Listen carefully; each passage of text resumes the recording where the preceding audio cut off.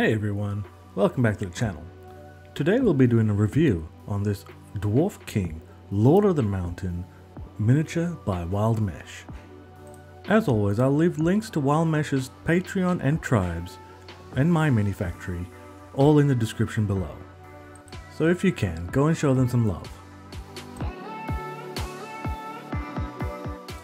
The model itself is quite a unique model. You don't normally get to see dwarves riding any sort of mount.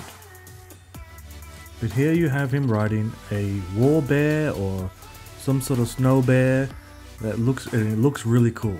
I'm quite impressed with the actual print itself. It came out with no imperfections. It supports removed very nicely without any water, and I've had no trouble with it at all. All the details and textures have come out beautifully.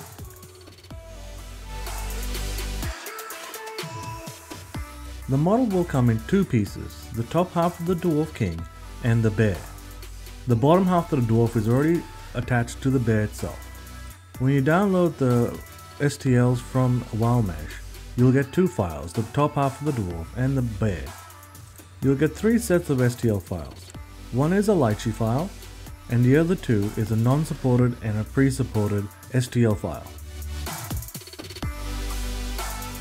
The miniature is not overly detailed, so it'll be quite easy and quick to paint. It should take contrast or speed paint pretty nicely.